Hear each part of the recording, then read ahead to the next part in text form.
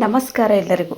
ಬೆಳಗ್ಗೆ ತಡವಾಗಿ ಎದ್ದು 10 ನಿಮಿಷದಲ್ಲಿ ಹೆಲ್ದಿಯಾಗಿ ತುಂಬಾ ಟೇಸ್ಟಿಯಾಗಿ ಹಾಗೂ ಅತಿ ಕಡಿಮೆ ಸಮಯದಲ್ಲಿ ಈ ಬ್ರೇಕ್ಫಾಸ್ಟ್ನ ನೀವು ರೆಡಿ ಮಾಡ್ಬೋದು. ಸೊ ಫ್ರೆಂಡ್ಸ್, ನೀವು ಮನೆಯಲ್ಲಿ ಉಪ್ಪಿಟ್ಟನ್ನು ಮಾಡಿರ್ಬೋದು, ಬಟ್ ನಾನು ಮಾಡಿರೋ ಈ ವಿಧಾನದಲ್ಲಿ ನೀವು ಖಂಡಿತವಾಗ್ಲೂ ಉಪ್ಪಿಟ್ಟನ್ನ ಮಾಡಿದರೆ ಮಕ್ಕಳು ಖಂಡಿತವಾಗ್ಲೂ ಲಂಚ್ ಬಾಕ್ಸ್ ಪೂರ್ತಿಯಾಗಿ ಖಾಲಿ ಮಾಡ್ಕೊಂಡು ಬರ್ತಾರೆ.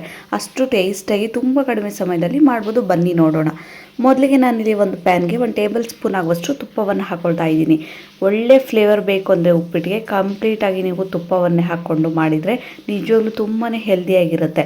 ನಾನೀಗ 1 ಕಪ್ ಆಗುವಷ್ಟು ಸೂಜಿ ರವೆಯನ್ನು ತೊಗೊಳ್ತಾ ಇದ್ದೀನಿ.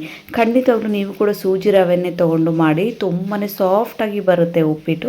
ಇದನ್ನೆಲ್ಲ ತುಪ್ಪ ಜೊತೆ ಚೆನ್ನಾಗಿ ಒಂದು 2 ರಿಂದ 3 ನಿಮಿಷ ಕಲರ್ ಚೇಂಜ್ ಆಗೋ ತನಕ ರೋಸ್ಟ್ ಮಾಡ್ಕೊಳ್ಬೇಕಾಗುತ್ತೆ. ಈ ರವೆಯನ್ನು ಚೆನ್ನಾಗಿ ರೋಸ್ಟ್ ಮಾಡ್ಕೊಂಡಾಗ ನಿಮಗೆ ಉಪ್ಪಿಟ್ಟು ತುಂಬಾ ಚೆನ್ನಾಗಿ ಬರುತ್ತೆ, ತುಂಬ ಸಾಫ್ಟಾಗಿ ಕೂಡ ಬರುತ್ತೆ. ನೀವು ನೋಡ್ತಿರ್ಬೋದು, ಇಷ್ಟು ಚೆನ್ನಾಗಿ ರವೆಯನ್ನು ಹುರ್ಕೊಂಡು ಈಗ ಒಂದು ಪ್ಲೇಟ್ಗೆ ಹಾಕ್ಕೊಂಡು ಸೈಡಲ್ಲಿ ಇಡ್ತಾ ಇದ್ದೀನಿ. ನೆಕ್ಸ್ಟ್ ನಾನು ಅದೇ ಪ್ಯಾನ್ಗೆ ಮತ್ತೆ 1 ಟೇಬಲ್ ಸ್ಪೂನ್ ಆಗುವಷ್ಟು ತುಪ್ಪವನ್ನು ಹಾಕ್ಕೊಂಡು ಗ್ಯಾಸನ್ನು ಕಂಪ್ಲೀಟಾಗಿ ಲೋ ಫ್ಲೇಮಲ್ಲೇ ಇಟ್ಕೊಂಡು ಸಾಸಿವೆ, ಜೀರಿಗೆ ಹಾಗೂ ಹಸಿ ಕರಿಬೇವನ್ನು ಹಾಕ್ಕೊಳ್ತಾ ಇದ್ದೀನಿ. ಉಪ್ಪಿಟ್ಟಿಗೆ ಹಸಿ ಕರಿಬೇವನ್ನು ಹಾಕೋದ್ರಿಂದ ಒಳ್ಳೆ ಫ್ಲೇವರ್ ಕೊಡುತ್ತೆ, ಘಮ ಘಮ ಅನ್ನೋ ಫೀಲಿಂಗ್ ಕೂಡ ಆಗುತ್ತೆ. ಈಗ ನಾನು ಗೋಡಂಬಿಯನ್ನು ಹಾಕ್ಕೊಳ್ತಾ ಇದ್ದೀನಿ. ಮಕ್ಕಳಿಗೆ ಕೊಡೋದಾದರೆ ಖಂಡಿತವಾಗ್ಲೂ ನೀವು ಗೋಡಂಬಿಯನ್ನು ಹಾಕಿ ಕೊಟ್ಟರೆ ಮಕ್ಕಳು ತುಂಬ ಇಷ್ಟಪಟ್ಟು ತಿಂತಾರೆ. ಇದೆಲ್ಲ ಚೆನ್ನಾಗಿ ಫ್ರೈ ಆದಮೇಲೆ ನಾನು 2 ಮೀಡಿಯಮ್ ಸೈಜ್ ಆಗಿರೋ ಈ ಹಸಿಮೆಣಸಿನ್ಕಾಯಿನ ಚಿಕ್ಕದಾಗಿ ಕಟ್ ಮಾಡಿಕೊಂಡು ಹಾಕ್ಕೊಳ್ತಾ ಇದ್ದೀನಿ. ಖಾರ ಕಡಿಮೆ ಇದ್ದರೆ ಮಕ್ಕಳು ತುಂಬ ಊಟ ಮಾಡ್ತಾರೆ. ಸೊ ಆ ಕಾರಣಕ್ಕಾಗಿ ನಾನು ಸ್ವಲ್ಪ ಹಸಿಮೆಣಸಿನ್ಕಾಯಿನ ಸ್ವಲ್ಪ ಹಾಕ್ಕೊಂಡಿದ್ದೀನಿ. ಇದೆಲ್ಲ ಚೆನ್ನಾಗಿ ಬೇಯ್ದ ಮೇಲೆ ನಾನು ಇದಕ್ಕೆ 1 ಮೀಡಿಯಮ್ ಸೈಜ್ ಆಗಿರೋ ಈರುಳ್ಳಿನ ಚಿಕ್ಕದಾಗಿ ಕಟ್ ಮಾಡ್ಕೊಂಡು ಹಾಕ್ಕೊಳ್ತಾ ಇದ್ದೀನಿ. ಸಾಧ್ಯವಾದಷ್ಟು ಸ್ನೇಹಿತರೆ, ಈ ಸೂಜಿ ರವೆ ಉಪ್ಪಿಟ್ಟು ಮಾಡೋದಾದರೆ ವೆಜಿಟೇಬಲ್ಸ್ನ ಜಾಸ್ತಿ ಹಾಕಿ ಮಾಡಿ, ನಿಮಗೆ ಉಪ್ಪಿಟ್ಟಿಗಿಂತ ಜಾಸ್ತಿ ಟೇಸ್ಟ್ ಇದು ಕೊಡುತ್ತೆ. ಮತ್ತೆ 1 ಟೇಬಲ್ ಸ್ಪೂನ್ ಆಗುವಷ್ಟು ತುಪ್ಪವನ್ನು ಹಾಕ್ಕೊಂಡು ಈರುಳ್ಳಿ ಎಲ್ಲ ಚೆನ್ನಾಗಿ ಬಾಡಿದ್ಮೇಲೆ ನಾನು ಇದಕ್ಕೆ ಕ್ಯಾರೆಟ್ ಹಾಗೂ ಬೀನ್ಸ್ನ ಚಿಕ್ಕದಾಗಿ ಕಟ್ ಮಾಡಿಕೊಂಡು ನೀರಲ್ಲಿ ವಾಶ್ ಮಾಡಿಕೊಂಡು ಹಾಕ್ಕೊಳ್ತಾ ಇದ್ದೀನಿ. ಇದೆಲ್ಲ ಚೆನ್ನಾಗಿ ಬೇಯಿಸ್ಕೊಳ್ಬೇಕು. ಗ್ಯಾಸನ್ನು ಕಂಪ್ಲೀಟಾಗಿ ಲೋ ಫ್ಲೇಮಲ್ಲಿ ಇಟ್ಕೊಂಡು ಸ್ವಲ್ಪ ಮೆತ್ತಗಾಗೋ ತನಕ ನೀವು ಚೆನ್ನಾಗಿ ಬೇಯಿಸ್ಕೊಳ್ಬೇಕಾಗುತ್ತೆ. ಸ್ನೇಹಿತರೆ, ನೀವು ಯಾವ ಥರ ಉಪ್ಪಿಟ್ಟು ಮಾಡ್ತೀರಾ ಅಂತ ನನಗೆ ಖಂಡಿತವಾಗ್ಲೂ ಗೊತ್ತಿಲ್ಲ. ತುಂಬ ಜನ ದೊಡ್ಡ ರವೆಯಿಂದ ಉಪ್ಪಿಟ್ಟು ಮಾಡ್ತಾರೆ, ಬಟ್ ದೊಡ್ಡ ರವೆಯಿಂದ ಉಪ್ಪಿಟ್ಟು ಮಾಡೋದಕ್ಕಿಂತ ಈ ಥರ ಸೂಜಿ ರವೆಯಿಂದನೂ ನೀವು ಉಪ್ಪಿಟ್ಟನ್ನ ಮಾಡ್ಬೋದು. ನಾನೀಗ ಸ್ವಲ್ಪ ರುಚಿಗೆ ತಕ್ಕಷ್ಟು ಉಪ್ಪನ್ನು ಹಾಕ್ಕೊಂಡು ಒಂದು ಸಲ ಚೆನ್ನಾಗಿ ಮಿಕ್ಸ್ ಮಾಡ್ಕೊಳ್ತಾ ಇದ್ದೀನಿ. ಇದೆಲ್ಲ ವೆಜಿಟೇಬಲ್ಸ್ಗೆ ಉಪ್ಪನ್ನು ಹಾಕೋದ್ರಿಂದ ಕ್ಯಾರೆಟ್ ಹಾಗೂ ಬೀನ್ಸ್ ಬೇಗ ಬೇಯುತ್ತೆ. ನೀವು ಬೇಕಿದ್ರೆ ಅದಕ್ಕೆ ಅರಿಶಿನ ಪುಡಿಯನ್ನು ಕೂಡ ಹಾಕ್ಕೊಳ್ಬೋದು. ನೀವು ಬೇಕಿದ್ರೆ ನಾನೀಗ ಟೊಮ್ಯಾಟೋನ ಚಿಕ್ಕದಾಗಿ ಕಟ್ ಮಾಡಿಕೊಂಡು ಹಾಕ್ಕೊಳ್ತಾ ಇದ್ದೀನಿ. ನಿಮಗೆ ಟೊಮೆಟೊ ಬೇಡ ಅನ್ನೋರು ಟೊಮೆಟೊ ರಸಮ್ ಕೂಡ ಮಾಡಿ ಹಾಕ್ಕೊಳ್ಬೋದು, ಇನ್ನೂ ಟೇಸ್ಟಿಯಾಗಿರುತ್ತೆ. ಬಟ್ ನನಗೆ ಮಿಕ್ಸಿ ಜಾರ್ಗೆ ಟೊಮೆಟೊ ರಸಮ್ ಮಾಡೋಷ್ಟು ಟೈಮ್ ಇದ್ದಿಲ್ಲ. ಆ ಕಾರಣಕ್ಕಾಗಿ ನಾನು ಚಿಕ್ಕದಾಗಿ ಕಟ್ ಮಾಡಿಕೊಂಡು ಟೊಮೆಟೊ ಎಲ್ಲ ಚೆನ್ನಾಗಿ ಬಾಡೋ ತನಕ ಫ್ರೈ ಮಾಡ್ಕೊಳ್ಬೇಕು. ನೋಡಿ ಎಷ್ಟು ಚೆನ್ನಾಗಿ ವೆಜಿಟೇಬಲ್ಸ್ ಎಲ್ಲ ತುಂಬ ಸಾಫ್ಟಾಗಿ ಫ್ರೈ ಆಗಿದೆ ಅಂತ. ನಾನೀಗ ಇದಕ್ಕೆ ನೀರನ್ನು ಹಾಕ್ಕೊಳ್ತಾ ಇದ್ದೀನಿ. ಯಾವ ಕಪ್ ಅಳತೆಯಿಂದ 1 ಕಪ್ ಆಗುವಷ್ಟು ಸೂಜಿ ರವೆ ತೊಗೊಂಡಿದ್ದೆ, ಇದಕ್ಕೆ 3 ಕಪ್ ಆಗುವಷ್ಟು ನೀರನ್ನು ತೊಗೊಳ್ತಾ ಇದ್ದೀನಿ. ಸಾಧ್ಯ ಆದಷ್ಟು ನೀರನ್ನು ಜಾಸ್ತಿನೇ ಹಾಕ್ಕೊಳ್ಳಿ, ಯಾಕೆಂದರೆ ಬಿಸಿ ನೀರಲ್ಲಿ ಸೂಜಿ ರವೆನ ಹಾಕಿದಾಗ ಬೇಗ ಗಂಟುಗಳಾಗುತ್ತೆ, ಗಟ್ಟಿ ಬೇಗ ಆಗಿಬಿಡುತ್ತೆ, ತುಂಬ ಸಾಫ್ಟಾಗಿ ಬರೋದು ಕಷ್ಟ ಆಗುತ್ತೆ. ನೀವು ಬೇಕಿದ್ರೆ 4 ಕಪ್ ಆಗುವಷ್ಟು ನೀರು ಕೂಡ ಹಾಕ್ಕೊಳ್ಬೋದು. ನೀರನ್ನು ಹಾಕ್ಕೊಂಡು ಗ್ಯಾಸನ್ನು ಐ ಫ್ಲೇಮಲ್ಲಿಡಿ. ನೋಡಿ, ನಿಧಾನವಾಗಿ ಈಗ ಹೆಸರು ಕೂಡ ತುಂಬ ಚೆನ್ನಾಗಿ ಕುದಿ ಬರ್ತಾ ಇದೆ. ಇದೇ ಫ್ಲೇವರ್ಗೆ ನೀವು ಸೇಮ್ ಪ್ರೊಸೆಸ್ಸಲ್ಲಿ ಶಾವಿಗೆ ಕೂಡ ರೋಸ್ಟ್ ಮಾಡಿಕೊಂಡು ಹಾಕ್ಕೊಳ್ಬೋದು, ಇನ್ನೂ ಟೇಸ್ಟಿಯಾಗಿರುತ್ತೆ. ಖಂಡಿತವಾಗ್ಲೂ ನಾನು ಮುಂದಿನ ವೀಡಿಯೋದಲ್ಲಿ ನಿಮಗೆ ಆ ರೆಸಿಪಿನ ಶೇರ್ ಮಾಡ್ಕೊಳ್ತೀನಿ.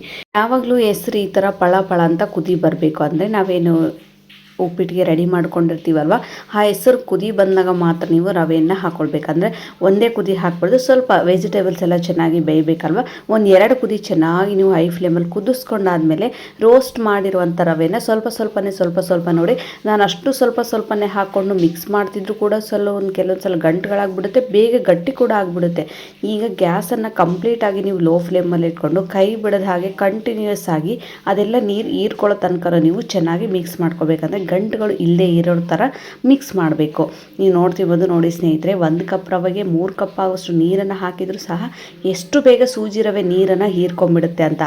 ಎಷ್ಟು ಬೇಗ ಹೀರ್ಕೊಳ್ಳುತ್ತೋ ಅಷ್ಟೇ ಸಾಫ್ಟಾಗಿ ಟೇಸ್ಟಾಗಿ ನಮಗೆ ಈ ಉಪ್ಪಿಟ್ಟು ಕೂಡ ರೆಡಿ ಆಗುತ್ತೆ. ಖಂಡಿತವಾಗ್ಲೂ ನನಗೆ ಈ ಉಪ್ಪಿಟ್ಟು ಮಾಡಿದಾಗೆಲ್ಲ ನನಗೆ ಹೊಸಪೇಟೆಯಲ್ಲಿ ಸಿಗುವಂತಹ ಶಾನ್ಭೋಗ್ ಹೋಟೆಲಲ್ಲಿ ನನಗೆ ಈ ಉಪ್ಪಿಟ್ಟು ನೆನಪಾಗುತ್ತೆ. ಅಲ್ಲಿ ಸೂಪರ್ ಡೂಪರಾಗಿ ಚೌಚೌ ಬಾತ್ನ ಮಾಡ್ತಾರೆ, ಇದ್ರ ಜೊತೆ ಕೇಸರಿ ಬಾತ್ ಕೂಡ ಮಾಡ್ತಾರೆ. ಅಲ್ಟಿಮೇಟ್ ಅಂತಲೇ ಹೇಳ್ಬೋದು. ನನಗೂ ಕೂಡ ನಾನು ಅದೇ ಥರ ಟೇಸ್ಟಾಗಿ ಮನೆಯಲ್ಲಿ ಕೂಡ ಈ ಥರ ಉಪ್ಪಿಟ್ಟನ್ನ ನಾನು ರೆಡಿ ಮಾಡ್ಕೊಳ್ತೀನಿ. ನಾನು ಯಾವಾಗಲಾದರೂ ಉಪ್ಪಿಟ್ಟನ್ನ ರೆಡಿ ಮಾಡಲಿ ದೊಡ್ಡ ರವೆ ಅಂತೂ ಖಂಡಿತವಾಗ್ಲೂ ಹಾಕಿ ಮಾಡೋದಿಲ್ಲ, ಸೂಜಿ ರವೆನ ಹಾಕಿ ಮಾಡ್ತೀವಿ. ನೀವು ಸಂಜೆ ತನಕ ಇಟ್ಟರು ಕೂಡ ಯಾವುದೇ ರೀತಿ ಇದು ಗಟ್ಟಿ ಆಗೋದಿಲ್ಲ, ತುಂಬ ಸಾಫ್ಟಾಗೇ ಇರುತ್ತೆ. ಇದೆಲ್ಲ ಚೆನ್ನಾಗಿ ಮಿಕ್ಸ್ ಮಾಡ್ಕೊಂಡಾದ್ಮೇಲೆ ಒಂದು 2 ನಿಮಿಷ ಈ ಥರ ಮಿಕ್ಸ್ ಮಾಡ್ತಾನೆ ಇರಿ, ಅಂದರೆ ರವೆ ಇನ್ನೂ ಸಾಫ್ಟ್ ಆಗುತ್ತೆ. ನೋಡಿ ಈ ಥರ ಚೆನ್ನಾಗಿ ಸ್ವಲ್ಪ ಅಳ್ಕೊಳ್ಲಿಕ್ಕೆ ಟೈಮ್ ಕೊಡಿ ಅದಕ್ಕೆ. ಈಗ ನಾನು ಚಿಕ್ಕ ಚಿಕ್ಕದಾಗಿ ಕಟ್ ಮಾಡಿರುವಂಥ ಕೊತ್ತಂಬರಿ ಸೊಪ್ಪನ್ನು ಹಾಕ್ಕೊಳ್ತಾ ಇದ್ದೀನಿ. ನೋಡಿ, ನಾವು ದೊಡ್ಡ ರವೆನ ಹಾಕಿ ಮಾಡಿದಾಗ ಏನಾಗ್ಬಿಡುತ್ತೆ ಅಂದರೆ ಕೆಲವು ಸಲ ಗಟ್ಟಿ ಆಗಿಬಿಡುತ್ತೆ. ಆ ಕಾರಣಕ್ಕಾಗಿ ನೀವೇನಾದರೂ ಮಕ್ಕಳಿಗೆ ಹೆಲ್ದಿಯಾಗಿ ಲಂಚ್ ಬಾಕ್ಸ್ನ ಪ್ರಿಪೇರ್ ಮಾಡ್ಬೇಕು ಅಂದ್ಕೊಂಡಿದ್ರೆ ಖಂಡಿತವಾಗ್ಲೂ ಈ ಉಪ್ಪಿಟ್ಟನ್ನ ನೀವು ಮಧ್ಯಾಹ್ನ ಟೈಮ್ನಲ್ಲೂ ಕೂಡ ತಿನ್ಬೋದು. ಅಷ್ಟು ಸಾಫ್ಟಾಗಿ ಅಷ್ಟು ಟೇಸ್ಟಿಯಾಗಿ ಕೂಡ ಇರುತ್ತೆ. ಯಾವುದೇ ರೀತಿ ಮಕ್ಕಳು ವೆಜಿಟೇಬಲ್ಸ್ ತಿನ್ನಲ್ಲ ಅನ್ನೋರು ಈ ಥರ ಉಪ್ಪಿಟ್ಟು ಜೊತೆ ಮಾಡಿದರೆ ಖಂಡಿತವಾಗ್ಲೂ ಬಾಕ್ಸ್ ತುಂಬ ಖಾಲಿ ಮಾಡಿಕೊಂಡೇ ಬರ್ತಾರೆ. ನೀವೇನಾದರೂ ಟ್ರೈ ಮಾಡಿಲ್ಲ ಅಂದರೆ ಖಂಡಿತವಾಗ್ಲೂ ಟ್ರೈ ಮಾಡಿ.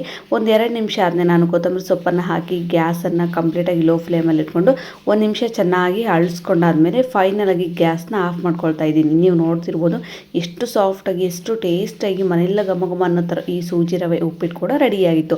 ನೀವೇನಾದರೂ ಮಾರ್ನಿಂಗ್ ತಡವಾಗಿ ಎದ್ದರೂ 10 ನಿಮಿಷದಲ್ಲಿ ಬ್ರೇಕ್ಫಾಸ್ಟ್ನ ರೆಡಿ ಮಾಡ್ಬೋದು. ನೀವೇನಾದರೂ ಇನ್ನೂ ನನ್ನ ಚಾನಲ್ಗೆ ಸಬ್ಸ್ಕ್ರೈಬ್ ಮಾಡಿಲ್ಲ ಅಂದರೆ ಸ್ನೇಹಿತರೆ ಲೈಕ್ ಮಾಡಿ, ಶೇರ್ ಮಾಡಿ ಹಾಗೂ ನಿಮ್ಮೊಂದು ಸಬ್ಸ್ಕ್ರೈಬ್ ಮಾಡೋದನ್ನು ಮಾತ್ರ ಮರಿಬೇಡಿ.